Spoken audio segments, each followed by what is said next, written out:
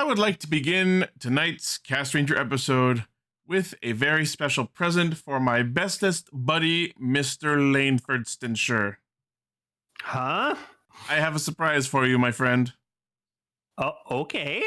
This was supposed to be a Christmas gift to you, but it took too long to get made.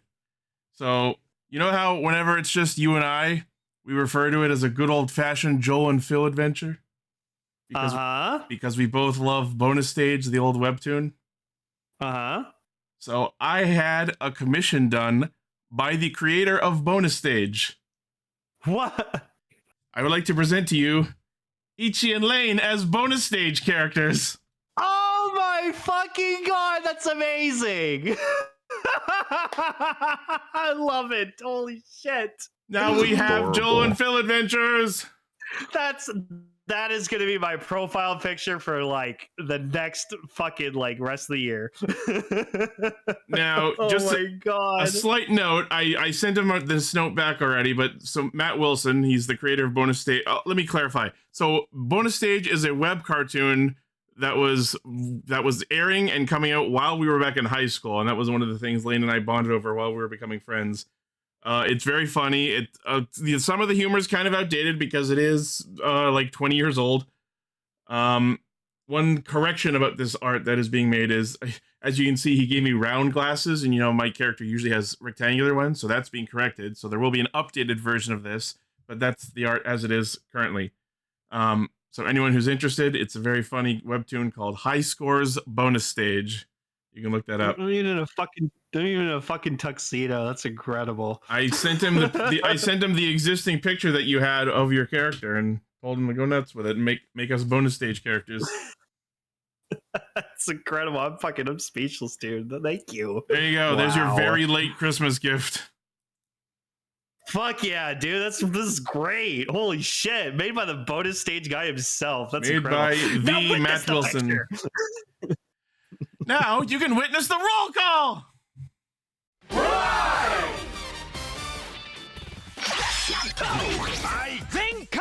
Connect. Loading. Broadcast. Perfect! Show running super savant. Level up!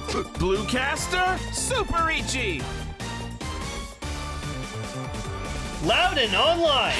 Greycaster, Robolane. Researcher of the Tokuverse, Yellowcaster, Ultra Guard. Combining comedy and critique.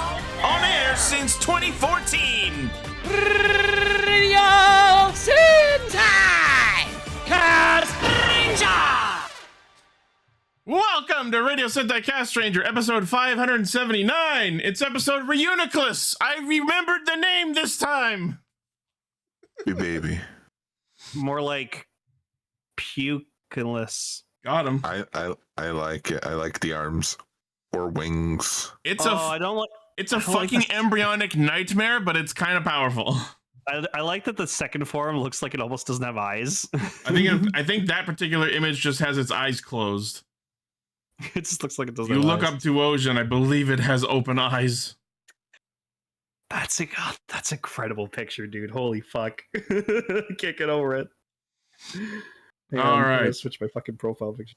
There we go. So, for those who might be tuning in for the first time, we are a gaggle of cartoon characters who get together every week to talk about Kamen Rider, Project RED, and a third thing.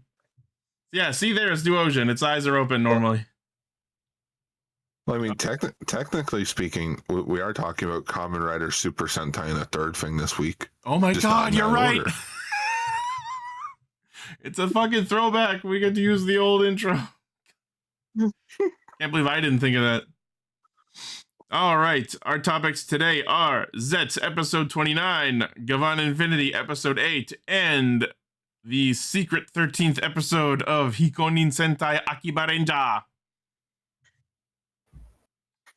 Episode 13. Episode 13. Yeah. I honestly forgot there was a 13th episode at all until the end of last week's episode. Oh, don't worry. I got a funny story about it when we get to it. Yeah. Alrighty. Well, we have some news to get into first. News mode. So it was, in addition to all of last week's smorgasbord of announcements, it was announced at the Kamen Rider 55th anniversary launch event that there will be some voice actors joining the cast of the show in the second half of Zetz. They are voicing a Shiteno Four Lords quartet of nightmare villains known as the Gore Nightmares. So we have Hiroaki Hirata, who is in One Piece and Gotchard, as the Catastrum Gore Nightmare. We talked a little bit about last week. This is the one that we've seen previously, who turned into the Catastrum, or the dual mare Capsum. Mm-hmm. We have Saori Hayami, who is in Spy X Family as the Phantom Gore Nightmare. You don't pronounce the X. It's a Spy Family. It's been so long since I watched that show. It's like Hunter x Hunter. You don't pronounce the X. Yeah. Then we have Jun Fukuyama, who is in Code Geass and Ninja and so many other fucking things, as the Punish Gore Nightmare. That's interesting. So I guess Dawn's nightmare from his Capsum comes to life. And then we have Junko Takeuchi, who is in Naruto and many other things, as the Oblivion Gore Nightmare. In addition, Koichi Yamadera, who is the voice of the Zetz driver, will have a role in the show. Interesting. He's currently in GB Godzilla Raids again. He's GBJJ. I'm so curious to find out who the voice of the driver is. Has the belt itself been a nightmare the whole time? I wouldn't be surprised. Is that why Code is trying to shut down Zetz? Because it's dangerous? Yeah, maybe it's like Baku's nightmare or something, and then they had to like put in the Zetz driver to like contain it. Well, we already know the Catastrum Gore Nightmare was the one inside of Baku's dream. One of them, at least. Baku, what's wrong? Nightmare. I was in a Kamen Rider show. Yeah, man, you were already shooting it. No, you don't understand. This one was done by Yuya Takahashi. Don't say those words. And you were there? And you were there. Hey, did you see that? Did you see that monster over there? No, I was sleeping. But you're riding. All right, interesting. Next, we have the Gavan Infinity Imorgear merch campaign item. So this is a. Ooh, it is a very red Imorgear. I love it. It is a very red Imorgear that is of Gavan Infinity as an Imorgear. It is called the Super Dimensional Imorgear Gavan Infinity. It has its little closed capsule face and then the actual face with Gavan with his emotional burst lights turned on, which is very cool. So in order to get that... Oh, there you go. The Bushido one's blue. Yes, I believe we saw that briefly when we talked about the blind boxes last week. So to get this, fans need to purchase either the Gavarian Trigger, the Super Narikiri set, the Gavarian Trigger and Saber set, the Gavarian Dornado. I know it's Dornado. This website keeps saying Dorado. Dorado. Or Dorito. The Gavarian Trigger and Gavarian Dorito set. The Dorito. Dorito. Just someone needs to shop at Orange. Make it look like a Dorito. Flying spaceship Dorito. The Gavarian Dorito. Oh, Decker, show the Mountain Dew can. Oh, So yeah. we got Decker to edit the Mountain Dew can. Yeah, With he the- did a with the fantastic Rider logo? job with it. Yeah. Yeah. I mean, I like the all red design of it. It's neat. It is very, I very just wish- red. I just wish they weren't so tiny. I mean, these they're... are like I mean, really Warriors. tiny. I'm holding my flat Emor gear right now, and it's a pretty decent size. Look at that. Decker did such a good job. That looks so good.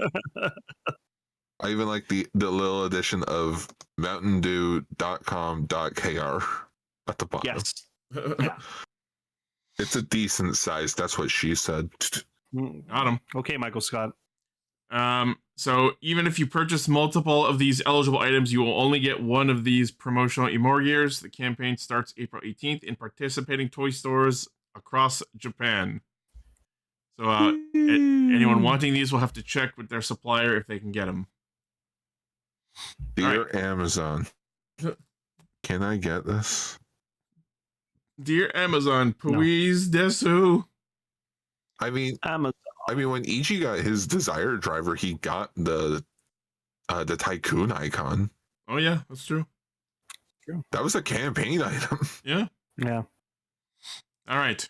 Next, I know Decker's happy. We got another Gotchard thing. So this is the Ride Chemi Card Extra Gotcha Set and Gotcha File. It includes Ride Chemi cards that appeared. Oh, interesting. It includes Ride Chemi cards that appeared in the series but were never commercialized, as well as cards with the SR rarity that were never released. It comes with 36 paper cards in total, 13 unreleased cards and 23 SR cards, and a newly designed 9-pocket binder, the Gotcha File. The unreleased cards include 3 golden cards that appear towards the end of the series, which I'm looking at are Yami Bat, Renkin Robo, and UFO X. 4 unreleased Rainbow Chemi cards, which I'm seeing are Pilots, Deep Mariner, Mad Wheel, and Venom Dake. The Pillets.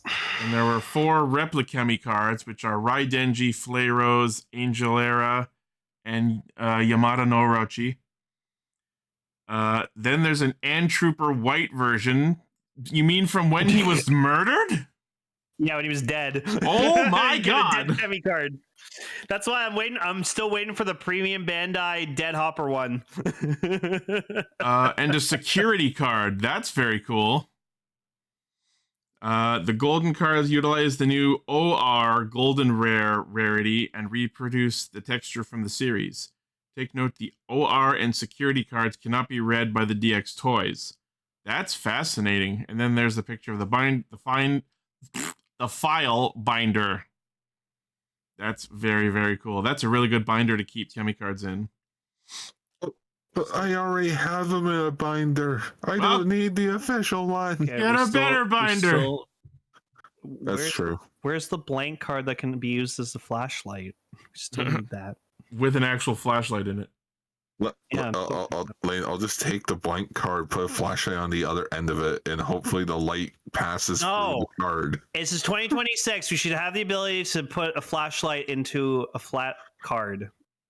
Has to be possible. I'm going to pretend you didn't just say that.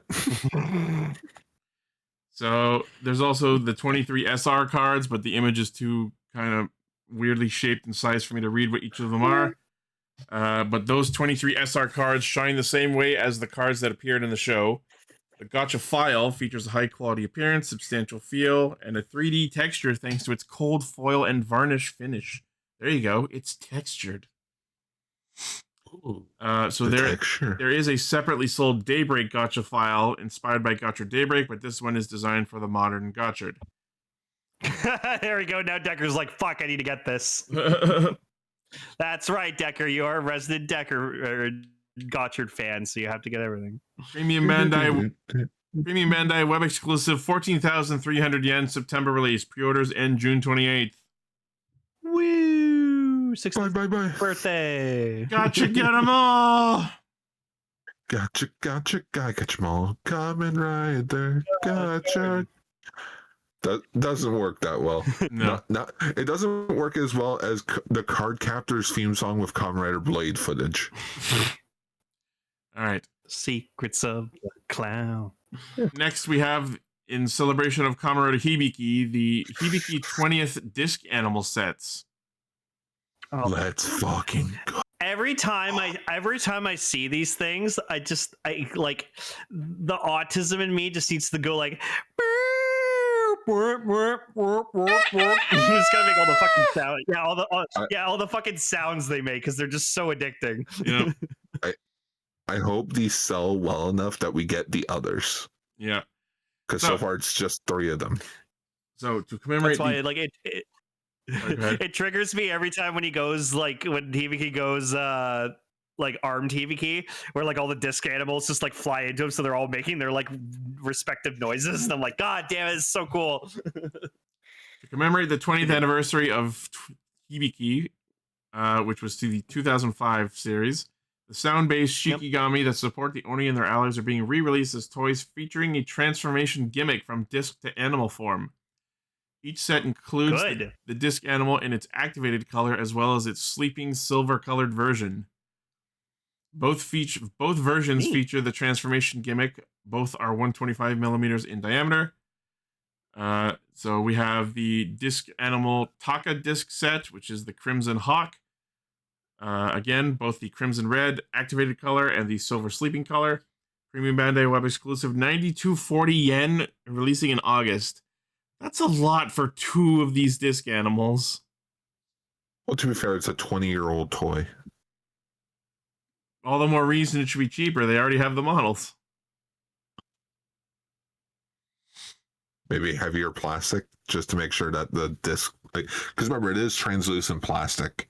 These things will break over time. If it made the noises, I could maybe understand. But if they're just like folding plastic toys, I don't know if it's worth that much. Yeah. Especially when it comes with one of the, like, I get that it's on brand, but one of them is literally unpainted. All right. Then we also have It's just weird that they don't have...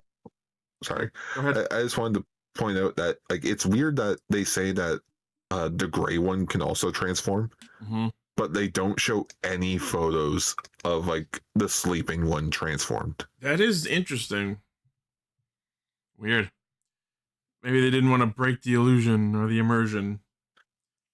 Because it didn't happen on the show. I know it didn't happen on the show, but, like, but then if why you're going bother? to tell people it happened, like, it can do it, at least show me that it can do it. But the question is, why bother? Why not just make a flat disc that doesn't fold? For the silver one. That's just a CD. So we have the Okami disc set, which is the Lapis Wolf. Same everything else. Premium Bandai, 9240 yen August release. Then we have the Saru disc set, the Green Ape. Same things. Premium Bandai, web exclusive, 9240 yen August release. And that's it. I might get the gorilla. I like the gorilla one. But again, I hope these sell well enough that they make the others. Yeah. Because there was like a snake. There was a yellow, like one of them was yellow. I can't remember what it was. I don't remember the other ones. I swear one of them was a grasshopper. That would track. It would be on brand for a Kamen Rider to have a grasshopper. All right. Very neat. With that price, though, it's worth it. If you really like Hibiki, then sure. But, like, Hibiki's never been in my top shows. These would really look cool on a shelf. Yeah. Or you could just, like, keep the discs in a stack. Like, that's 150 for the first 3. That is a lot. 20-year-old toy. You know what'd be funny? A toy that is probably going to break over 20 years. You know what'd be funny to do? Remember when people used to collect CDs and DVDs and such, and they'd have those little round stacks with the little pillar in the middle to, like, keep a stack of DVDs on their desk? Oh, yeah. Get one of those and keep all these in it. And you just pick however you're feeling. You're like, I feel like the gorilla one today. Disc animal, I choose you. You just go to a Bakugan tournament. I was gonna say that these are Bakugan I can get behind. Yeah, I would be. Wait, which came first, Bakugan or Disc Animals? Disc Animals. This is from 2005. Akinetaka, stand. Ability activate. Psycho drums. Instead of the ability cards, it's the fucking Kemi cards. Or Blades cards, because that was right before this. Okay, Bakugan came out 2 years after Hibiki. Yeah, there was a lion. And there's a frog. There's a frog one. Oh, there you go. There's a crab. There's a couple of these were just like recolors of the others. There's a blue wolf and there's also a yellow wolf. A green frog. Which one did Sabaki have? We didn't see Sabaki use one because he always got freaking owned. Yeah, because Sabaki sucks. No, Sabaki is the goat of Hibiki, all right? No. It's Kabuki. If they release the frog one, maybe I can buy it for Ali. You just gotta get Ali all the Toku frog things. Yeah. Gotta go to the Marvel Legends Frogman. All right. Next in new releases of old toys that I'm very excited about is the Wolzophone from Magi Ranger Memorial Edition. Is that what it's called? The Wolzophone? Yeah. I've never knew that's what it was called. Sorry, who's you calling? Go for Wolzard. Anyways, it's pretty. It's purple. Yeah, it's very cool. Oh. I think it's my favorite changer from Magi Ranger. I like it. 2 down, 2 more to go. I like Magi Shines a lot. I like the ticket puncher. Remember, guys, phone mode, mobile mode. Yeah, it's got a mobile mode. Oh my god. So the Wolzophone recognizes over 30 spells that appeared in the series, activates with corresponding sounds, numeric keypad, also by pressing the 1 deployment button. Tsutomu Isobe, who voiced Wolzard in the series, recorded the system voice for the item, which includes the spells, allowing for a more authentic spell playing experience. He also recorded new lines as Wolzard with lines from the show. Hey, I'm happy that he is. Sorry to cut you off, Ichu. Okay. Hearing that, I'm happy that he comes back to do stuff like that. Yeah, right? He didn't need to, but I'm glad he did. He did it for us. Yeah. So the design and appearance of this item is based on the DX toy, but some parts have been updated to match the one from the series. It can transform into 3 modes: mobile mode, phone mode, and wand mode. The display parts have been changed from paper on the DX version to plastic, just like the Magiphone Memorial Edition did. It can play 2 songs related to Wolzard as background music.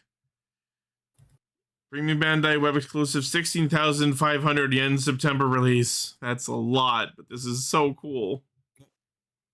The funniest thing about this one, though, I'm surprised they didn't include dialogue from, I can't remember their names, the 2 witches that were in the show. Oh, Nai and Mare? Yeah, because they Because didn't Nai they told have me, like this. Yeah, they had this for a while when when Wolzard didn't. I called him by his Power Ranger name. Korag. You know what would be fun to do? To get this and the Magiphone and mix up the display plates in them. You know what I mean? Above, like the ones above the keypad. Like if they make, you know what? If they make a Wolzard Fire one, I'll buy it. Oh, there you go. Oh, they are 100% gonna fucking do that. If they've done this one and the Magiphone, I could see them following through and doing the Wolzard Fire version and maybe the Magi Mother version. Yeah, because there's only 2 versions left. Yeah. It's just, you gotta make it to complete the family. You have to complete the phone set. Married Magi Shine. No, I want the ticket puncher. I like the ticket puncher. I'd rather go for Memorial Edition Smoky Gun. Yeah, no, you gotta do both. You gotta do the ticket puncher and the smoky lamp. All right, very cool. Next. Very cool. Very cool. Apparently, it is the 10th anniversary of Kamen Rider Ghost, and Bandai Japan is celebrating with a complete selection modification Ghost driver. Fuck Forza and Drive, I guess. Like, no, where's my CSM Forza driver and my CSM Drive driver, you guys? Come on. They'll wait for the 15-year anniversary. No, I want it now. Decker tried to shop Anyways, the Wolzard very Fire cool. phone, and it looks like bubblegum color. Didn't quite pull out the right shade there. It's like Magi Pink if she like got the Wolzard powers. All right, so Yo, CSM Gainer driver would be an insta buy. There's no sounds to it though. There would be though. You could make it would just be a hunk of fucking plastic. No, you could add all the background. You know they'd add a BGM button to it. That's what they'd add. Yeah. You know what? That's and voice lines. You could do like the level changing where like they change, like they go to whatever area they need to go to. The stage selects. No, that was in the fucking. Yes. Oh yeah, that was in the Kimiwaza. Selecto. That was in the Kimiwaza slot. But I could see them doing that. Yeah, stage. They could have a way for you to push the button without having a Gotchard in the slot. So yeah, I could see them doing that. No. Well, okay, this is the big reason why I can see them doing the Ghost driver first. It is the icons. The icons are probably the easiest thing to reproduce in like batches. Like here's a Takaru set, here's a Spectre set, here's an Allen set. And you know what? Here's like bonus ones. Here's like the ones from the movies. Seven, Yeah, I would be think about it. impressed. I would be impressed if they remembered the Icon Driver G existed, let alone release a CSM version of it. I felt that they used for like 5 episodes tops. I don't think they need to do another like an Icon Driver G CSM because like what is there to really do except add the voices Decker of has the Damashis? Decker has an interesting point that they've used the art from the Icon Driver in the anniversary logo. That is an interesting point. That's true. I still have my Icon Driver G. I gave mine to Emily. I also have one because it was $20. So. All right, so I just want to go aim on Icon because it goes okay. Give me a Walt Disney icon. So not a lot of specifics about this now, just the announcement that they are making a CSM version made for adults using Bandai's latest technology and modeling techniques. And this is a part of Kamen Rider Ghost 10th anniversary celebration, so we'll get more details about that soon. Ghost Driver was a pretty cool belt. No, I'm not gonna lie. I still have mine. I took off the bed sheet and then had the like skeletal insides painted in a nice blue, like a light metal blue. I call it I love that Decker brings up Where's Jesus. Yeah, no, that was I remember when we were talking about all those freaking like those icons in the contest, and Gar's like, "There's no Jesus one." It would have been so fucking funny if they put out a Jesus icon. Yo, a CSM Mega U-loader would be pretty sick. I would be genuinely tempted. I love with adult straps. It's dumb as fuck, but I love the Mega U-loader because I love really neat wrist gimmicks. I just still find it weird that the voice of it voiced Gray from Mega Man ZX Advent. Like same voice. What a weird connection to make. Yeah, because I looked up the voice actor and it was like he played Gray in ZX Advent, and I was like, "What?" Oh yeah, that game had voices. Thing to say. Destroy. All right, so that's that. Sure. And then for the rest of our news stories, I will hand it off to Gar, who has another Google presentation slideshow. I mean, that's how he's doing it now. It's amazing. It's Gar. It's Gar. It's time for Ultra News. Yeah. Yeah. I added a space background instead of the turquoise color. And the updated logo. Yeah. Oh shit! This is still the Zeton one. Wait. Oh, you clicked the wrong one? Yeah. Hang on. Hang on. You paste the wrong fucking link. No, that's the new link. I don't see it here. Hang on, guys. There's the link. There we go. All right, got it. We're good. On it. On it. Also, Goggle, you're posting in the Castranger live chat attached to the voice channel instead of the studio audience chat. Alrighty, it is Ultra News time once again. That actually looks really nice with the Ultra News logo. All right, first news story up. It's April, which means it's another month. New vinyl figures. Wait. Is that a vinyl of Gene Primitive with the G Claw? Yes. The G Claw. What? Yeah, they started doing vinyl figures of the Ultra Heroes with their weapons, like they did Zetz with the Delta Rise Claw. Sorry, Belly Rock, not Delta Rise Claw. Is that a fucking Wampa? Listen, no. See, I love it. Yeah, no, I don't, because as much as I love Gene, nobody remembers the Gene Claw. The Gene Claw sucked. Yeah, that was the joke that I was going to make of like, hey, with the Gene Claw, and everyone that watched Gene now remembers. Oh right, the Gene Claw was a thing. Yeah, G Claw rocks the Gene Claw. So yeah, we got a few figures. We got 2 re-releases ish. Ultra Hero Series 116 and 117 are Tiga Power and Sky type respectively. Yeah. These were only available in the Tiga 3-pack that they did for the 25th anniversary, but now they're finally getting individual releases. What the fuck is this thing? That is Alien Woo, Ultra Monster Series number 247. That's right, Alien Woo. It was from Ultraman or Ultra 7? It was from Ultraman. Why does it? It was. Oh yeah, that was the episode where there was like four kaijus like fighting each other at the same time. Why does it look Actually, no, slightly that's- racist? Yeah, woo. And then as a reissue, we are getting Ultra Monster Series number 50, Dorako back. He from again? Pardon? Which one is he from again? Dorako was from the episode where they went up into the mountains during winter, and that was when Ultraman fought Red King a second time. That's right. Yeah, and then Wu was from the episode where C-type mask debuted. That's right. He's got. So, yeah, I forgot about that. each vinyl is 990 yen, but the G Claw one is 1,100 yen. So they're all still under $10. Okay, all right. Now I follow guess me. just the Follow me on this. This fucking Wampa-looking monster. You want to know what it reminds me of? What? Bobby Lee from Mad TV as the Blind Kung Fu Master. It's a Pai Mei.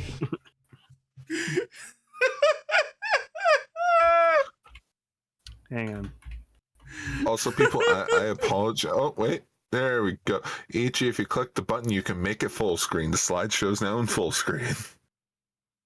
I figured it out. Which button? There you go. It's Pai Mei from Kill Bill. Alrighty. We're not done with vinyl figures yet because the Godzilla store is getting a new dynamic action figure of Godzilla. It's holding a pair of balls. Yeah, he stole Hedorah's balls, eyes. Dora maybe his defeat eyes? version. It's been a We're long. Damn it! No, Decker! No! Fuck you! I was thinking God it! damn it! I hate it.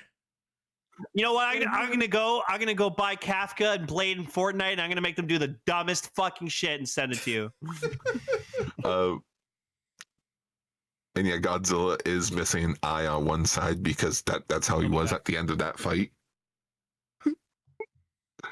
But yeah, Godzilla store exclusive 4,180 yen, which is roughly $36 Canadian. Godzilla vs. Hedorah is my favorite Showa era Godzilla movie. Yeah. Speaking of re-releases, So no Hedorah. God damn it! That's right. I can meme too. That's good. speaking of re-releases, we are getting a super best release of the DX Spark Lens and the DX Guts Hyper Key Type Change set. That is a long one. AKA the Gaia memories we have at home. Yes.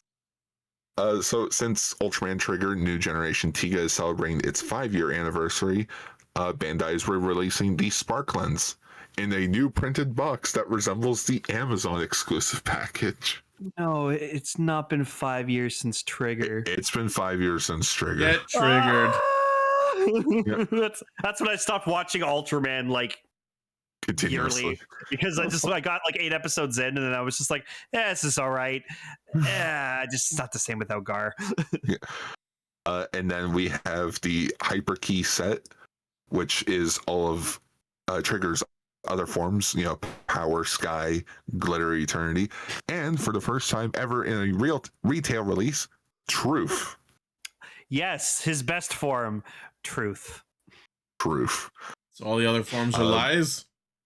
All lies! Well, no, it's the Spark Lens will be 7,700 yen, with the Hyper Key set being 6,600 yen. Where back in 2022, for the exact same price, for the exact same set, it was 6,875 yen. So you're saving 275 yen. Oh boy. Alrighty. Holy fucking shoulder mantle. We have the Ultraman action figure, or the Ultra action figure, Neo Ultraman G Primitive. So, you know how you can not complain but joke about how the Zetz figures always make the joke or always showcase the same design thing of like all the articulation. And it like Zeztz. Yeah. So Ultraman's sort of doing the exact same thing of like, hey, we need to make more articulation in these Ultraman figures, like an ab crunch and shoulders, so that they can actually do the beam pose without looking like so cheap. Yo, Decker, whatever Ultraman that is you just linked with this cape on it looks sick as fuck. That is Ultraman Zetz. Neat. So yeah, the G has finally entered the Neo toy line, He's in which entered he the has chat. his own respect. Yeah, he has his own new generation cape. Yeah, because he's a fucking senpai and he's badass. Yeah, the figure is going for 3,520 yen. Not bad. Now we get into the creepy things. Oh, Ah! it's Kajibuska. Yep. This thing looks like a He's the- rejected he Toys R features- Us mascot. He's like the Barney the dinosaur of like Subaraya. Okay. So yes, the Future Factory full action figure Kaiju Buska stands at 17 centimeters tall with several hands, a bowl of ramen, and a pair of chopsticks. So, do you guys remember Ned the Newt? Yes, Ned's Yes. dude. Hell yeah. Yeah, Ned's Newt. Imagine that without the Rob. Imagine that, but without the Robin Williams bit. Oh god. Okay. The figure will be coming out in September and is available for 10,780 yen. Oh well, there you go for all you Kajibuska fans out there. If you ever wanted a figure that looks like a Cheeto came to life. The thing, this is supposed to be like a gecko. What? It looks like a giraffe. It looks like Kajibuska looks like a giraffe fused with a Furby. It looks like a rat. Spoilers, this is what Furbus's final evolution looks like. Oh god. It goes Hanajiro, Furbus, Kajibuska. No, fuck you. No, I will not let you hurt my baby to have him be compared to fucking Furbus. But speaking, and of course, the thing that Lane wanted me to bring up, and of course I was going to bring it up. Why would I? Right. The 3-0 Denko Chojin Gridman Tokusatsu color version. So It's super Like, cool with I'm Cyber Squad. I'm looking at this and then looking over at my renewal like figure arts Gridman, and just like my figure art Gridman looks like a piece of shit compared to this figure. That looks like they literally took the Gridman suit and made it a figure. Honey, we shrunk the Like, grid my man. God. Like, if you want an actual comparison, here's a photo that I didn't add. Oh. But like, so this is the second version that 3-0 released. The first one is on the left, where it's a more brighter red. It's like essentially a toy version. Where with the second release, they tried to make it look more like what it looked like in the show. Everything else is just a toy. Yeah, with Like- the lighting and everything. Oh, it looks so. Yeah, this is like what he looks like when he's like in the actual like Grid grid fighting in the kind of- grid. When he's Yeah. in the grid fighting I got Rinsler But like and Don Momotaro. this figure's incredible. Like again, like I thought I was blown away by the figure art because like the figure art Gridman looks amazing, but this blows it out of the water like so much. That's the perfect Gridman figure. Like They also one. fixed the ankle joint, because the ankle joint there was only one socket. So for this version, they made it a double jointed ankle. Cool. So now you can get better poses out of it. Gridopy. The figure is going for 30,040 yen, which is Yeah. roughly $260 Canadian. Jesus. Yeah, so it's like a $300 figure, but like look at the detail. Like that looks like they pulled the fucking suit out of the Out of show. the show. Yeah. Incredible.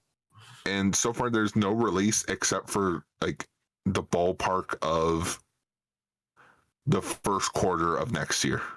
So between January to March. I'm just gonna say it honestly. Gridman is like top 5 like tokusatsu suits for me. Like Damn. It's so good, dude. Such a good suit. I like it. I love Gridman's design. In fact, when we did that, not to open up old wounds, but to bring up Hero Cast, my hero design was heavily inspired by Gridman's. Mm. It was Gridman based with 6 Shots color scheme from Transformers. Yeah, cute. And then the last news story is that we are getting a 60th anniversary encyclopedia for Ultraman. The Ultra Decks. It will contain 304 pages, cost $140 Canadian, that's like 16,000 yen. It will be coming out in August, and it will cover everything. And by everything, like everything. Like, if you really want to know, you get to know what you get to know what all of their shoe sizes are. Jesus Christ! God, my goodness, dude! Everything. Yo, Kaiju Booska's in there. Let's go. Let's go, yo! Remember biological Captain Cheeto? Actually, hang on, is Gridman there? I didn't see. Oh, Mega Monster Battle is in there. Fuck yeah! Oh yeah. No, sorry. Excuse me. To be specific, Ultra Galaxy Mega Monster Battle, and then Mega Monster Battle Ultra Galaxy Legend, the movie. Yeah. There's Redman in there. Who the fuck's Gridman? Oh, there he is. Denko Chojin Gridman, right beside Moon Spiral. Can you spot him? Ultraman Rising's in there. Let's fucking go. How did he have this ready so quickly? Simple. I just copied the article that I had. Do you know how much shit Gar has like stored?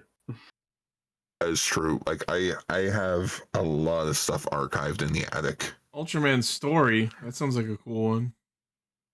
It's not. We watched that recently. All right, I'll just go fuck myself. Wait, is that biological comet Woo? Yeah, that's Woo. Never heard of this. It's not bad. It was. Yeah, it's a cool design. It was a mini series, I want to say, or a movie. I can't remember. But yeah, it just celebrated its 20th anniversary, and so did Ultraman Mabius. This looks like a prototype for Mega Man. It looks like he has like an upside down like cat. That looks like an in training Digimon. And then he has like an arrow pointing down to his dick. I think it is subbed.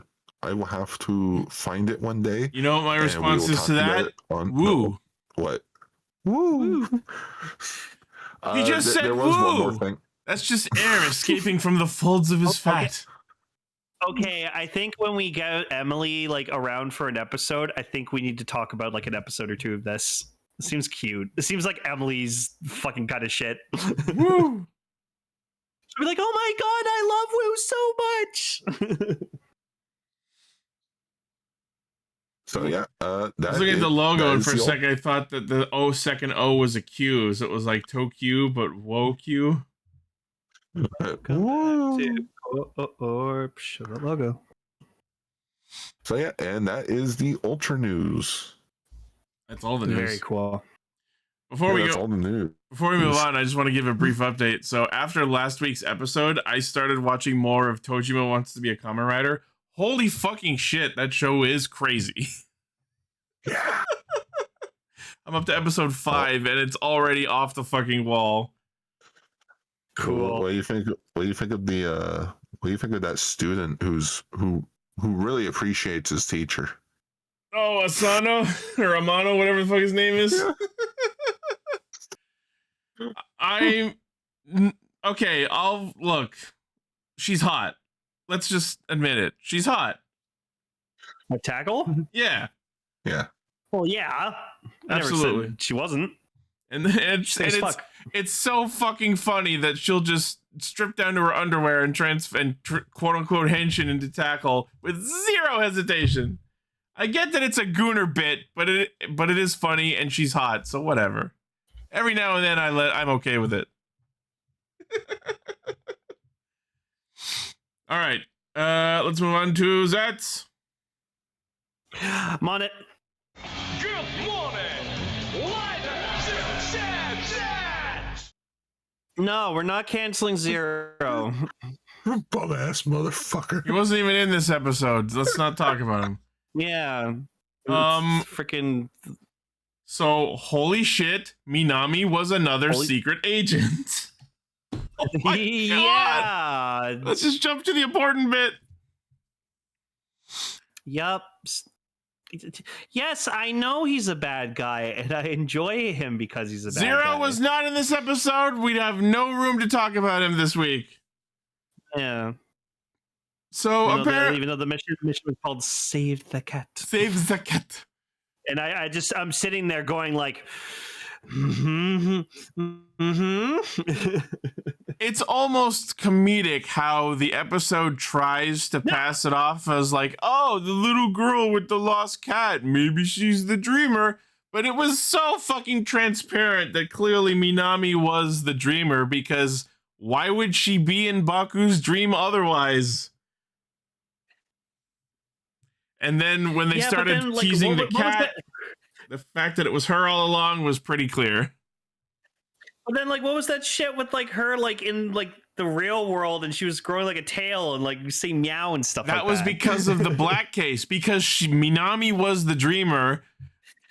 The way that nightmares have always worked is when you blank in the dream, you blank for real. So it manifested this way in her becoming the cat nightmare slowly. There you go, everyone. It wasn't that. Oh, that's a cute behind the scenes photo. She's wearing the Zetz driver. There you go. See, Zero wasn't the cat. It was Minami. As much as I want to as much as I want to counterbit at you about this, there's no refuting it. Minami's becoming a cat. And we only saw the first mind door. Yeah, by the way, we're seeing the mind doors again finally. Yep. Also, I just want to quickly mention, like, I'm still loving the fuck out of Sieg. Like, Sieg is so fun. I know it's great that it's Garen's actor, but like he's just having the fucking time of his life with this role. I'm starting to come around on him. He's clearly having a good time, and this is really our first substantial instance of seeing Sieg going, you know what? This isn't funny enough. Let me shitpost all over this nightmare. So the actual dream that's happening is, what if Baku died because he was a weak, useless older brother character? Well, that's not funny enough. What if you killed your own sister? That would be funny. Jesus Christ. And then Nox just goes like, it's not your sister, by the way. Yeah, by the way, I love that Nox is the one to drop this information. I'm like, dude! Sieg just gives him this look like, fuck you, man. If you are so anti-code, why have you not mentioned this before? Not only just in the couple episodes since the dream sequence ended from the first half, but if he was so anti-code, why would he not reveal that to Baku? Hey, by the way, fuck code. Your sister's a sleeper agent. LOL. Okay. Also, Nox has been an agent of code. He should know who their other agents are.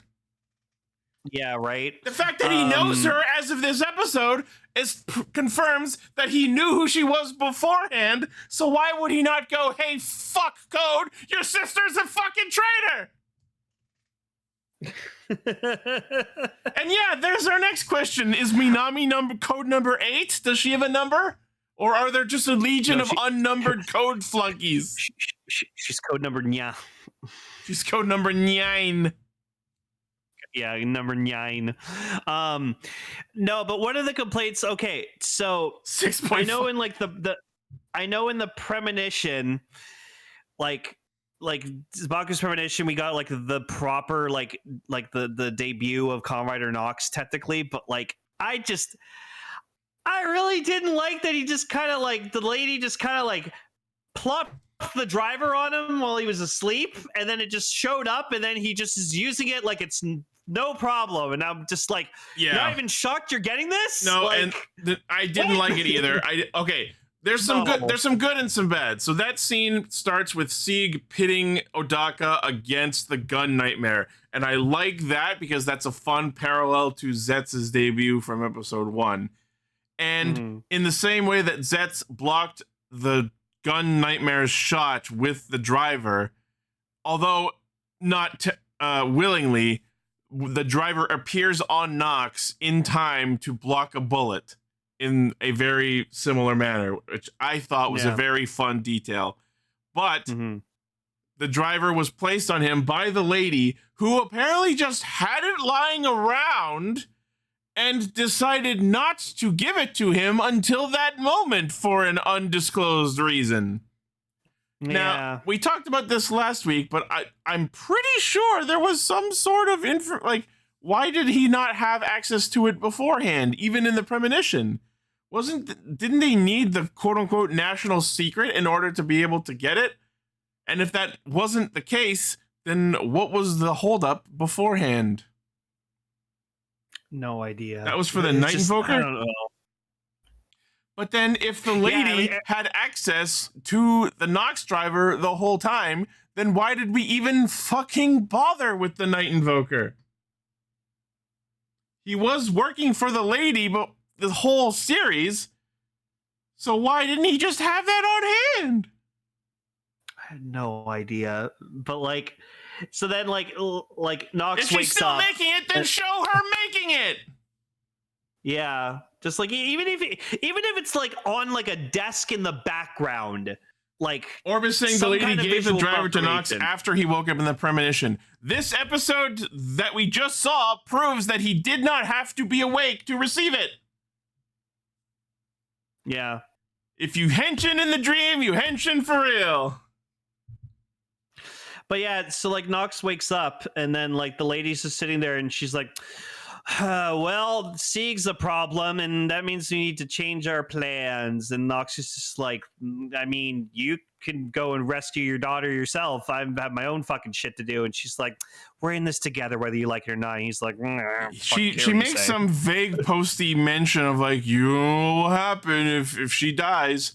I think the implication is that because Nem is involved in the creation of nightmares, I think the idea is that if Nem dies, something cataclysmic, like all of the nightmares coming out into reality, might be on the table. Also, before we get too far away from it, we finally got the debut of Nox's wolf form, because he killed the wolf nightmare last week, and it's just as underwhelming as the reappearance of Kamen Rider Nox himself. 10 out of 10 form. Best and also, rider form ever. Wait, did he kill the gun nightmare in this fight? Am I remembering? Yeah, I think it was the gun nightmare, yeah. I know it was the gun nightmare, but did he kill him? Because if he did, he should have gotten the gun capsum from him. Whoa, Nox is holding Minami in that picture. Weird. Minami. Yeah, Minami. Yes. So we get this whole. Sorry, I also did the whole shit with Fujimi and Nazca, where technically Fujimi's a civilian because he's not working for the police anymore. That was so funny, where they go up to the cottage where Nox has been logging into the Dreamternet, and it's all right, so I'm gonna go in because you're not a cop anymore, and then they both sneak in anyway. And then Nazca just at one moment just turns over to Fujimi, illegal entry, just fucking kicks him in the head. Yeah, no. Well, no, because she goes in and then he just obviously he's gonna follow her in because he's Fujimi. That's what he does. And he's just illegal entry. That's so fucking funny. And then we get a bit that I'm kind of surprised we haven't done already in a show themed about sleep. Baku has insomnia and can't sleep because he's so worried about Minami. Yeah, but then he starts counting sheep, and he counts so much sheep that it actually helps him fall asleep. Only after he gets to apparently 100 million. Goddamn. Yeah, it was kind of funny to see him going 100 million. So you should have started there.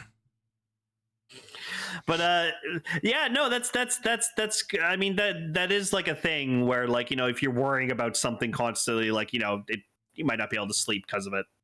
Now, I know this is like a kids/tweens show, but Baku, my bro, some fucking sleep meds might be a good thing to have on hand.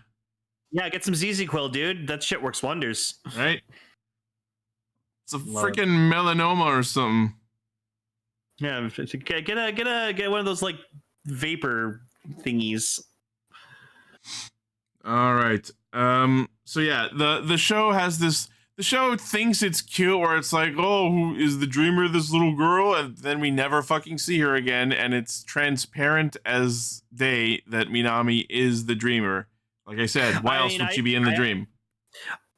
I didn't really figure it out until they actually said it. And I was like, oh yeah, that makes sense. It was really heartbreaking, like seeing him like beat the shit out of like this nightmare, like his catastrophe, and then just like he's like, oh, it's Minami, and I'm like, and then you just see him like hold back his punch, and she just like transforms back into Minami. You just see how beaten up she is, and I was like, oh shit.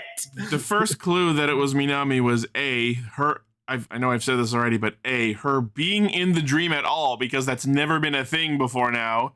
And B, when after the first dream and they woke up and the black case manifestation of the tail on Minami, that's also a bullhorn siren clue that Minami was the dreamer. So Baku takes a major L on this one for not seeing it. He almost murders her with the triple Zetzer, but then Nox comes in for some reason, stopping him from killing it. And given that's another thing to consider, actually. The fact that he knows that Minami is not Baku's sister and a code agent makes me wonder why he bothered to save her. I guess we can attribute that to he doesn't want the nightmare to be released. No, but also I think he saw that Baku was like being really, really upset that he was like almost killed like his sister, and then he just was like, you know what, this will help soften the blow a bit. She's not your sister, man.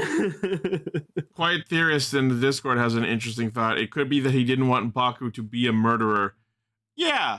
I feel like we're at a point where Nox is in a quiet Shadow the Hedgehog tsundere-esque way, very, very slowly starting to warm up to Baku. So I think we can say he would want Baku to not fully commit to murder.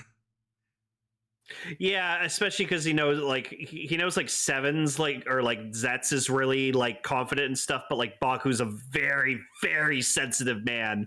Yeah. So but yeah, so it was a pretty good twist, like all that. I was just like sitting there being like this show's so good, man, like what the fuck. I will say that even though I saw everything coming, it was a very entertaining the episode was good, and the way they portrayed the twist was pretty satisfying, I think. Yeah, Zero really did. That's what makes him a fun character, I think. Oh yeah, the other thing is Nox wants to stop Sieg, and he figured out that Sieg's plan was to have Baku kill Minami, so he would want to stop that. He doesn't need to die, Decker. He needs to be a rider. That's what needs to happen. Then die. Kamen Rider Zero. Generally surprised we haven't had a Kamen Rider Zero of any series up until now. I know we've had Ultraman Zero. Have we had a Sentai? I guess I don't think so. Well, we had Zero Nose from Deno. We had Zero Nose. Didn't we? Wasn't there like a Tokyo Zero Go? Am I misremembering? Wasn't that like a form? I think so. Yeah. No, it was like a shadow. Like you're probably thinking of the shadow form that Tokyo Ichigo had. Oh, Tokyo Ichigo Black. Yeah. But yeah, so Sieg is disappointed that his fun gets ruined, so he intervenes, and we have a nice fight between Nox, Wolf, and Dawn. And then as we get the reveal of the cat nightmare being Minami, causes Catastrum to melt. And the episode pretty much ends with the reveal of Minami not being his sister. So next week we're going to get more about that. And also the debut of Orderm. I'm very excited to see. May he take your order. Yeah. I think that. Oh yeah, I remember. That's going to be the thumbnail for his debut. Is like it's going to be like a waiter. It's just Genie from Aladdin. Order. Let me take your order. Zeztz it down. You ain't never had a form like me. All right. Any other closing thoughts on Zeztz? Just still really loving it. I love all this like I'm glad like now that we're like it's not like a dream anymore, that like we're still in like the reality, and just like shit is like because of Sieg's interference, like shit isn't going like the exact way it was like he dreamed about. So that's nice. Yeah. Just despite how I think Nox's re-debut was mishandled in this episode, mostly I think the show's still headed in a good direction. Oh, that's a good theory. Catastrum is the shell and Orderm is the true form underneath. I could see that being the case, because like Catastrum's thick and it's been melting a lot, and Orderm could be like the exoskeleton underneath. Yeah, it's like when Kachidoki goes Kiwami. Yeah, like the armor's like bursts out and then Kiwami's underneath. That was always cool. It seems to have a lot of like techno themed attacks based on the clips we saw in the preview, so I'm very excited to see it. Yeah. All right, Joe Chuck.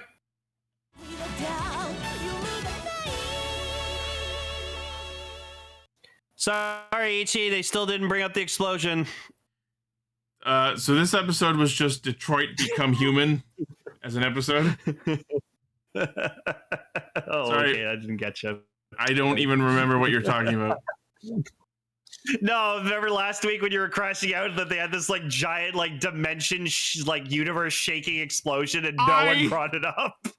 I blacked out so hard last episode, I completely forgot that even fucking happened.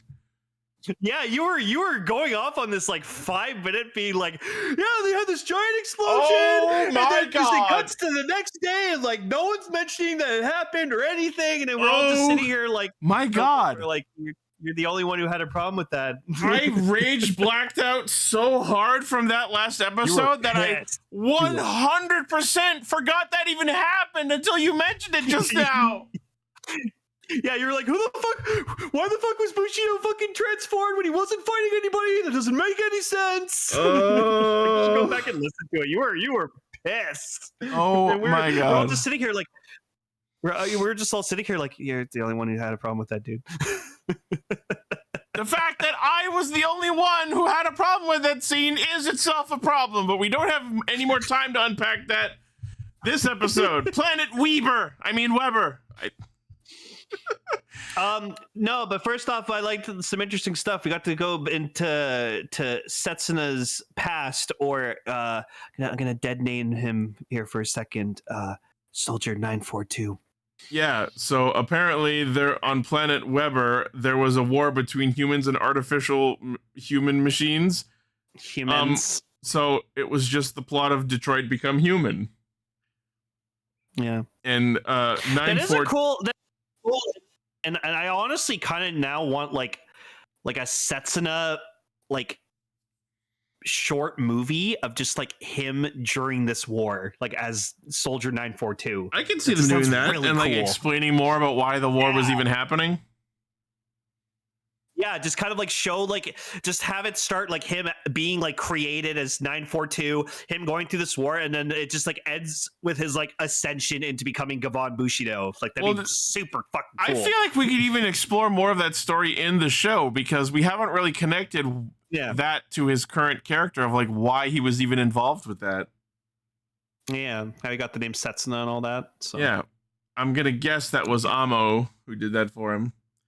I don't know if 942 and 999 are references to anything. I don't know if it's like a cultural number related thing because this show is rife with numerical puns. So I don't know if that is a reference to anything. But What were the numbers? Setsuna was 942 and 999. and yeah, his I'm sniper sorry. friend. I'm sorry, not 942, and what was the other one? 999. So like 942 is like Well- Q Yon Ni, but that I don't know if that's 999. I can see that being like a reference to Galaxy Express 999, because that's also a space theme. well. I will say that when they said his name out loud, they called him 999, if I remember right. 999. So if anyone in the comments knows why their numbers, it could just be like robot serial numbers, and it's not as important as we're making it out to be. Yeah. It might mean something. Let me look. I'll look into it. You guys keep doing your thing. Alrighty. So yes. So Reiji, basically like all the shit that happened last episode with Death Gavan, like, you know, it's trauma boiling up inside him. It's really getting into him. So he's kind of now just on this like kind of like angry search for just like anything like emoji related, so he can I wouldn't even say just, that. like, hunt down Death Gavan. I wouldn't. He wouldn't. I don't think he's like aggressively pursuing Death Gavan. He's just like doing his job. Where it's like, oh, there's an Emorgi case, then I'll just go do that. It almost feels like the opposite, where he's like throwing himself into his work so that he doesn't have to think about it. Although there is a moment where he and Amo like discuss what happened, so it's kind of like a way for him to process it. Maybe no, but I feel like he was also trying to like find, because like he knows that like Death Gavan is like selling the Nega Morgears to like all these people. Sure, so but anytime he finds one of them, that leads him to Death Gavan. Sure, and you're right, and that's probably the motive. That's one of the motivations behind him just continuing to do his job. But he is, even if he wasn't in that messed up state from that battle last episode, he would just be going out and doing these cases and investigations anyways. So I feel like it's, on one hand, he's throwing himself into his job as a distraction so he doesn't have to process his feelings, but also while he is continuing to do that, he will, with luck, get closer to finding Death Gavan. So there's this interesting dichotomy of his mental state right now, which is a very interesting thing to think about. Yeah. So yes, they're investigating another Emorgear case, and I love what they do with Agi in this episode. She performs what I refer to in my notes as Agi-analysis, where she like instantly calculates everything related to the sniper shots of several incidents. So as it's immediately apparent once we see the sniper that that's the robot 999 from Setsuna's flashback. This motherfucker 100%. with a sniper rifle and a cowboy hat like he's goddamn Irvine from Final Fantasy VIII is apparently going around shooting bullets into machines that cause them to go berserk, and we eventually come to understand that that is because he is using the Doshion Emorgear, which is the emotion of being at a loss, which I guess translates to machines going haywire and going berserk. Not the connection I would have made with that particular Emorgear, but whatever. We already have the angry battery occupied by Reiji. Yeah. So, also, I have another question. So, Agi is like a robot artificial intelligence. Why does she need to eat? I don't think we have all the information about her yet. We know that she's an AI. We know that her body is made of Emorgi particles because that's how she's able to teleport. But she was also like created by Date, and I think he like designed her to be as human as possible, and in doing so gave her the capacity for hunger. I think like Setsuna, and like this is just kind of like my like own like kind of like headcanon joke, is like Setsuna's kind of attracted to Agi, just like I really like that the two of them are interacting as the two like AI artificial robot people, and I really hope that their friendship develops because I want to see them teaching each other things.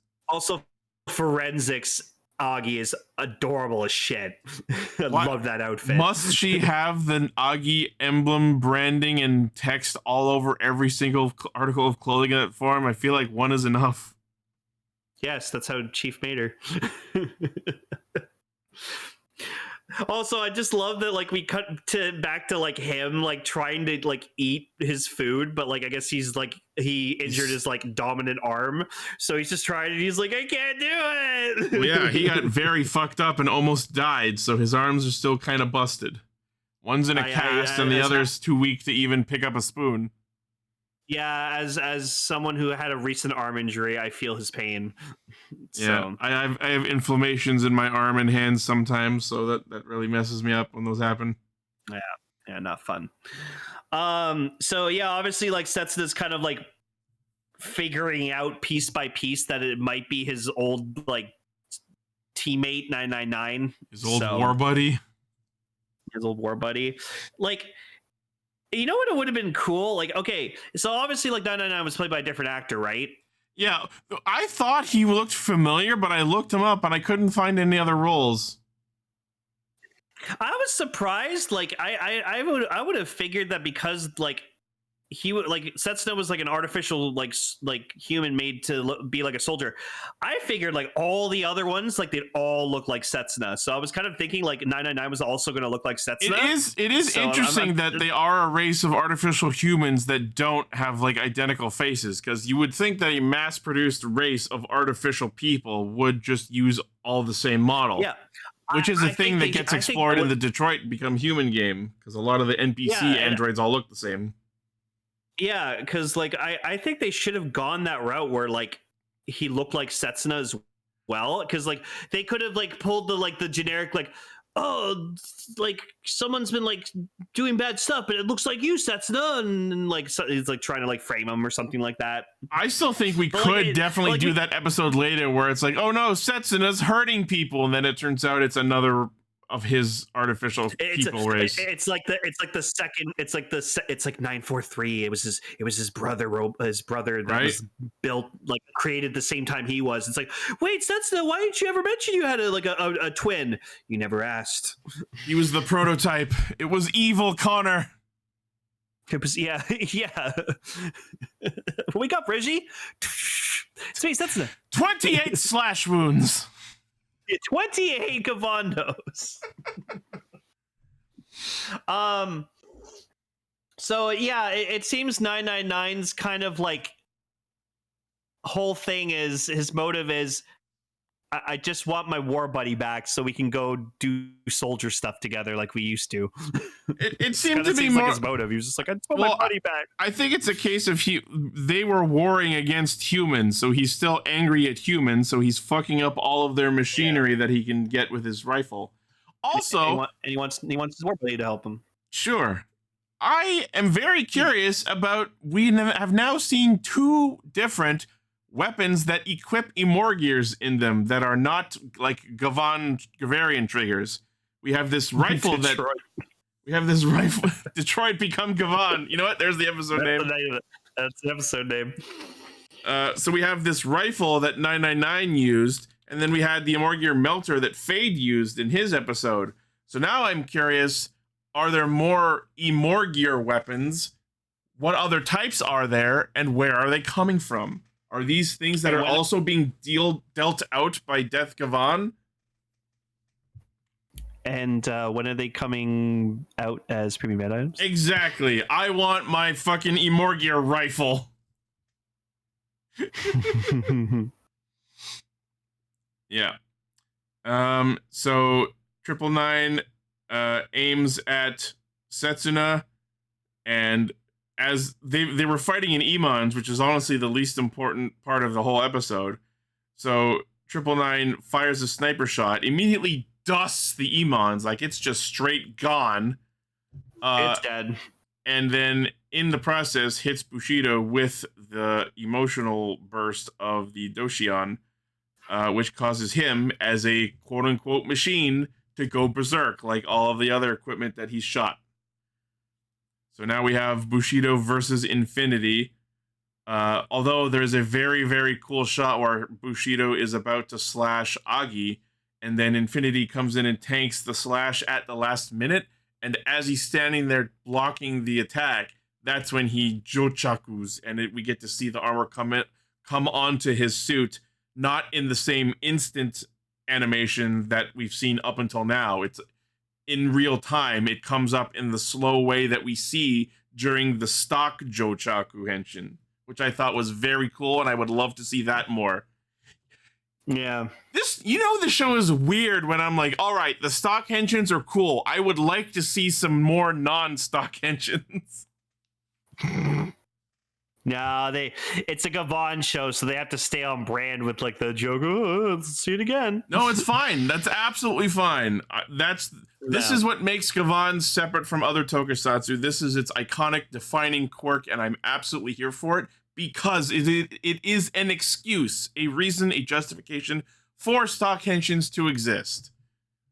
There's no reason we can't also play around with some non-stock henshins. Yeah. But yes, so we get Bushido versus Infinity, which eventually culminates in Infinity hitting Bushido with, as we later come to understand, the Sukato Imor Gear, which is the refresh one, which promptly cures him of this virus. Because let's be real, what 999 was doing was basically like a viral sniper shot, which is kind of badass. Yeah. So they do this fake out that they don't communicate to each other, but Reiji just assumes Sukato worked, which it did, and Setsuna trusts Reiji and attacks him with only the butts or the hilts of his swords instead of straight up killing him. And they use that as a trick to lure 999 out so that they can arrest him. It was a really cool shot too. I don't know why. I just like seeing him like slash down on like Infinity, and just the sparks and stuff. And like I'm just sitting there like, well, I know like something's up, but like it's still cool. Yeah. But like this episode was definitely just the excuse for them to like, oh, let's have two Gavans fight each other. Sure. But so they arrest 999, and I love that they're like, don't you see? You've had emotion the whole time. No one who didn't have emotion could be as pissed off as you are. And now your punishment, aside from being arrested, is to be human. Human? You could have been a giant robot. And I would have to listen to the episode again to hear the exact wording, but the version of the episode that we watched, the subbers seem to maybe take some liberties with Reiji's reaction to Setsuna's ploy. The exact line that he said, according to the subtitles, was, "That was a whole nother level of dumb acidness."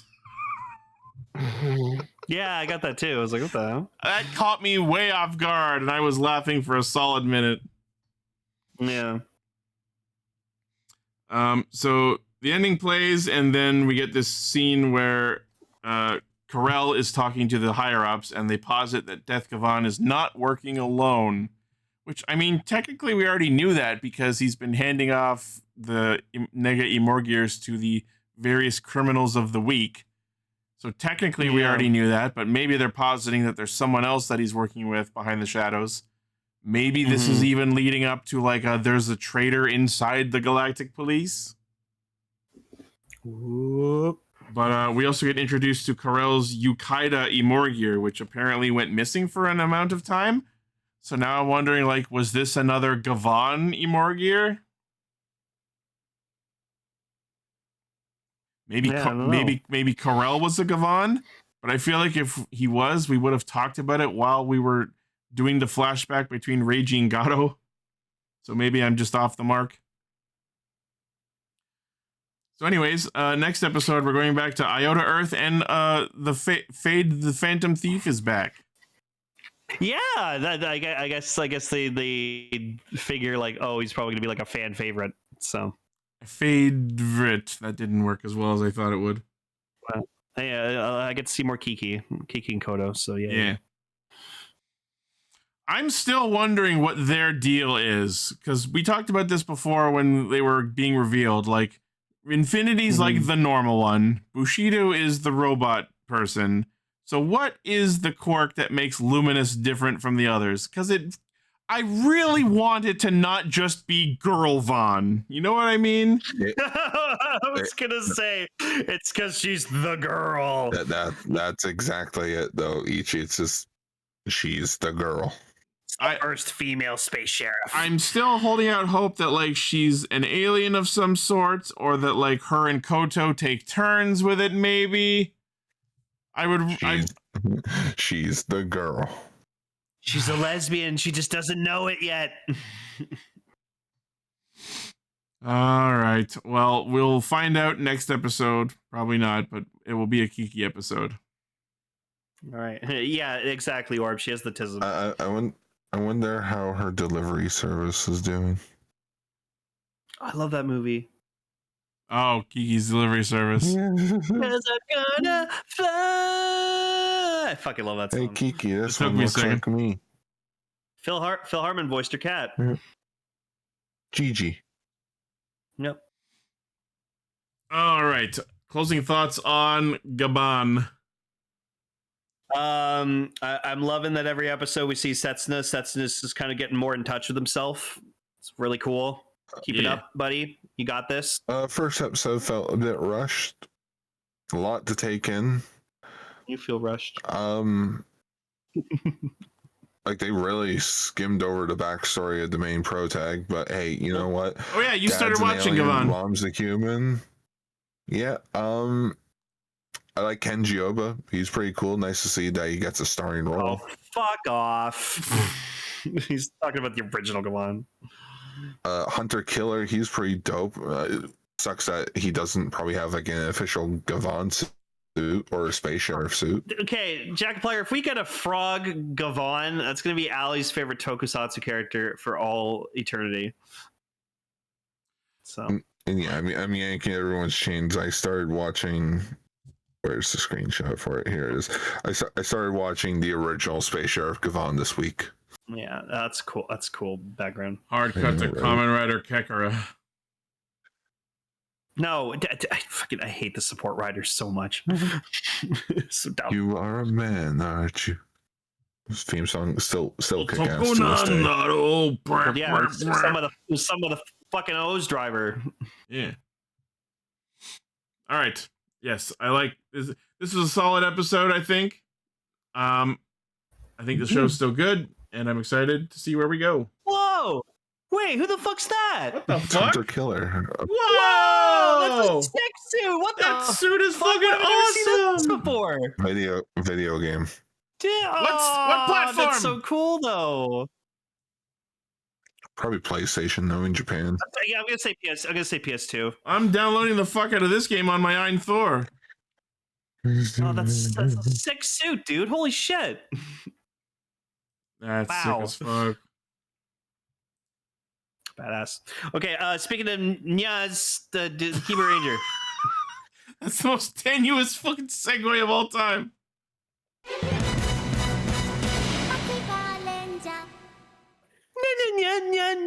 So, Allie hasn't seen any of Akibaranger, but she just watched this episode with me. Oh, so she got the entire season 1 spoiled for her. I'm so sorry. She got her crash course her way through all of Akibaranger season 1 in this one recap clip show bullshit special. Yeah, no, that's Allie the whole time. So, Allie, what'd you think of Akibaranger? It's pretty awesome. So yeah, I kind of zoned out. No, understandable. Yeah. That's how it feels to watch Akibaranger. So Yeah, pretty much. You're delusioned.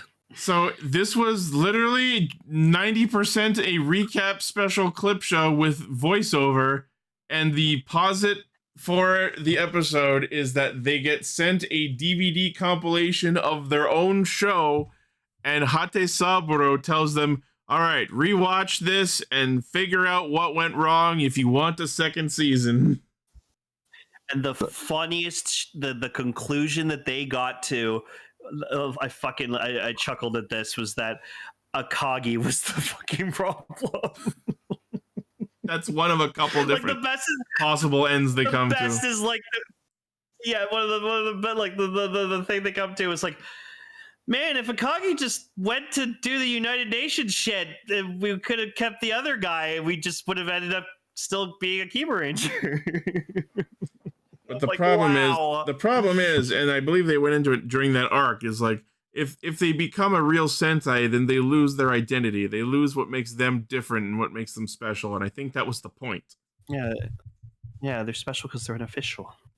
So yeah, time to talk about why is episode 13 like this. Yes. The big reason why is it's a production reason. Of course it is. Mainly, the production team didn't know if this was going to be a 12 episode season or 13 episodes.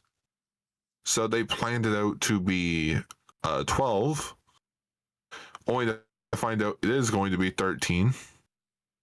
So how about we just we'll stick with the 12 episode plan that we have. Episode 13, we'll just make a joke of it being a recap episode. It's so hilariously on brand that in a show about making fun of the tropes of tokusatsu, the last episode that they had to bullshit their way through was also making fun of one of the consistent tropes of Toku, which is the recap episode. So even though there's a lot of behind the scenes production reasons why this episode ended up the way it was, it is so hilariously perfect and it still fits within the series, I think. Agreed. I one of my favorites was when like they get to like the point where like Akagi's like imagining like the girls like dressing up, and it's like oh no, skip past this part. Why are we seeing this? Hey, it could have been worse. This is very subtle compared to what I could be really thinking about. I'm like, yeah. all right, Akagi, gaslight the others. That's fine. I could have been thinking about the hentais.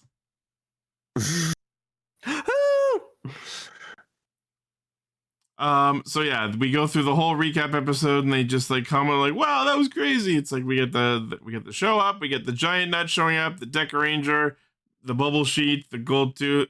Yeah, they actually, I don't know if they did in the actual episode, but they actually point out those two monsters of the week that were back to back that had the same model. There was actually a very slight difference to them, and they pointed out in this recap that the difference was one of them had a gold tooth.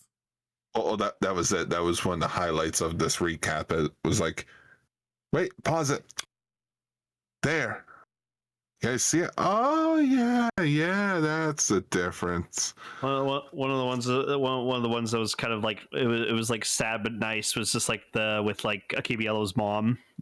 Oh yeah, they're like oh sorry, and she's like, no, this is great. I have great memories. I'm like, oh, I love how they just in case skirted around actually saying what the twist of that episode was. I didn't actually tell Allie, yeah, by the way, her mom was dead and this was only in the delusion. That was Bundorio, by the way. Crazy. Ash Ketchum. That's Bundorio's voice actor. I think my favorite part of their voiceover over this episode was the part where they went like, our show had sexual harassment in it because actual Sentai couldn't get away with it. Yeah, you just see like the monster like constantly just like grabbing them. Oh yeah, Good. There's all the like boob grabs. There's the monsters dominating Akiba Red while the other is Fujoshi out. Yeah, crazy. We got drunk. Yeah, got drunk.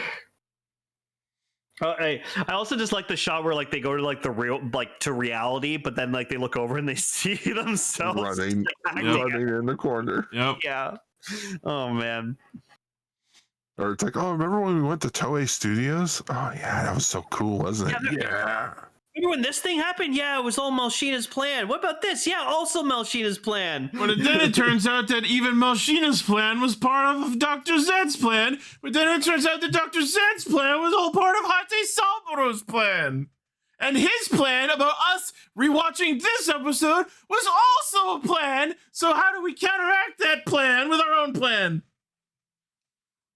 I like that they get to the end of the DVD and they're like, wait, this is the last episode. What are we supposed to do to tease a second season? No. Even us voicing over watching this DVD was the plan. It's like, oh no, we need to figure out a way to connect to a second season. We need to come up with some cliffhanger bait and some fan service. All right, everyone in the closet, helmetless roll call. Let's go. All right, everyone watching, all of you children, tell Toei that you want a second season. I can't believe that Super Sentai pulled their own version of YouTubers like and subscribe call to action bit. Yeah. It's so fucking funny. A Super Sentai literally said, send Toei your letters. Tell them we want more. Yeah, it happened. And this was all official production. This was all greenlit by everyone at Sentai's production studio. Yep. It's insane to think about. And he's like, but we haven't done, the body swap episode, the beach episode, more mecha, more rangers. We don't have our fucking sixth ranger yet. Which I noticed that's a running gag with Akagi throughout the entire show. Oh, yeah. Like, from beginning to end, and even in, like, something I'll bring up in just a moment, he's always asking, when are we going to get more Rangers? Well, yeah, that's, I think, what any Sentai fan is asking before they do show up. It's true. I think it might just be because he's lonely, because he's the only male member of the team. And, yeah. and the only one who genuinely gives a fuck about the Sentai. Yeah, because, like, it's one guy, two girls, two, like, three, their mentors, female, general female. Just like, although, let me be clear, I genuinely don't think Akagi. I don't think Akagi's complaining about being surrounded by women. This is probably the most women he's been in a room with for a long time. Yeah. This show is absolutely made to make fun of Sentai and its tropes. That's entirely the point. Oh, okay. So this is kind of a funny story. So, I was at work earlier today, and like my work always knows that like I do this every Friday night. So like my one coworker's just like, Soleil, what are you guys talking about in your podcast tonight? And I have to simplify it because like obviously I can't like exactly say what we're talking about. So he's like, so what are you talking about? So I'm like, well, it's about this like Japanese Power Ranger team that's trying to be like a real Power Ranger team. And then I was like, and the leader of the team, like I had to say, cause like he understands it. I'm like he's kind of a gooner. So and he just like gives me like a raised eyebrow, and I'm like, that's the best I can explain. He's like, oh, okay. Oh yeah. Like, yeah. That I wouldn't say that's inaccurate. So that was funny. When did episode 13 come out of Akibaranger? Was it separately from the other 12 episodes? No, I'm just curious to know, like, when did it come out? June. 2012? Yeah, the end of June of 2012 showed the just in time for my birthday. Which here's the photo of all them being helmetless. Yay, helmetless roll call. They're so cute. I love these dorks. I'm so glad Yumeria was in her like first episode wig cosplay for this, because I always see that as her canon outfit. Oh yeah, no. Whenever she does like the whole Nya thing, like that's how I like recognize her the best. Like all of her cosplays are funny, especially when she's like the little school kid. Like that's the funny one. Like freaking they like the clips of like all of her like making like the manga like facial reactions. Like that shit fucking kills me. It's so funny. I forgot this was written by Junko Kimura. Completely forgot about that part. She wrote Zoojer, people. Oh my god. She wrote Zenkaiger. That tracks. Can we just get a season 3? Can you get season 3 with Kira? No, we need. It's already too late, but we needed a 10 years later. No, yeah, it doesn't. No season 3. It needs to be a movie because they need a movie. Yeah, you do a movie where I think I've already said it a million times on the podcast. You get the original Blue back. She comes back as Blue. The second, because in season 2 they get a different A different Blue. different character for Blue. Have her come back as Pink. Ooh. And then you have a new guy in there who works with Akagi at the Postal Service as a Green Ranger. Oh, I like that. Thus, you have your core 5 Sentai You team. finally have a 5-man Sentai. No, hear The me out. movie is about them finding out Sentai ended. Oh my god! You do. And it's would be about so the fucking Akiba funny! Ranger. It's about the Akiba Rangers bringing back Super Yeah, Sentai. their job is to bring back Super Sentai. That would be so fucking funny because they're like, all right, guys, we finally get to be a Sentai. What do you mean the franchise is over? What? And then you get like, and then you bring in some like fake ass like Gavan knockoff who's represents like Project Red. They like try to prove that Sentai's better than Gavan Infinity and try to like campaign for it to come back sooner. Oh my They look god! at Gavant and they're just like, really? This is what Sentai's fucking died for a fucking ant? That's fucking stupid. And then like Akiba Yell is just like, I kind of think it's genius. Oh my god, that would be so good. That's better than my idea. I was gonna do like you do Akiba Ranger versus After 5. Oh my god. Here's something that I didn't realize was a thing. Mhm.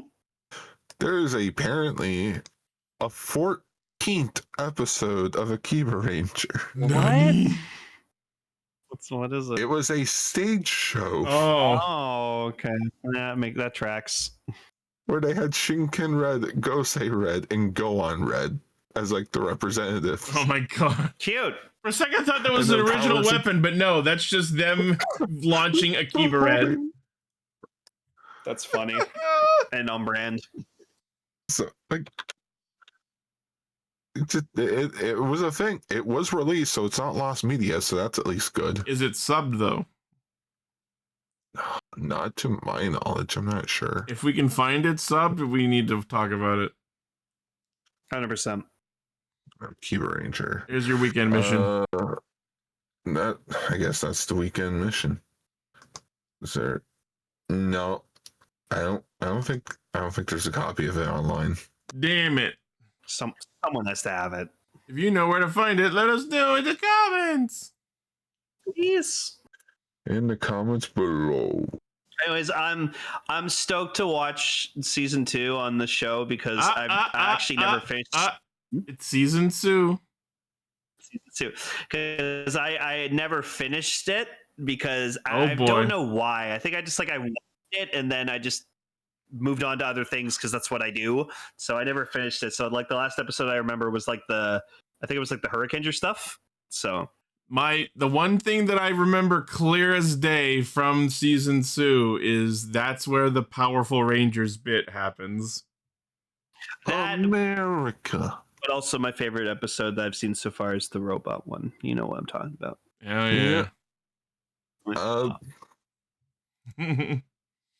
Yeah, that's probably one of the Well, Akiba Ranger's most famous scenes. There's a broken link, but there is apparently a subbed It does exist. Yes. There are subs for it. Also, Malshina gets the henshin. Oh yeah, that happened. That was a thing. Should keep. All right. Well, that is, I guess, technically a close on Akiba Ranger season 1. I'm very excited to talk about season 2 whenever we get around to that. Mm-hmm. Any other closing thoughts on Akiba Ranger? It's just really, really well done, super funny, and just like it was really ahead of its time. Absolutely. This show is aged like fine wine. That too.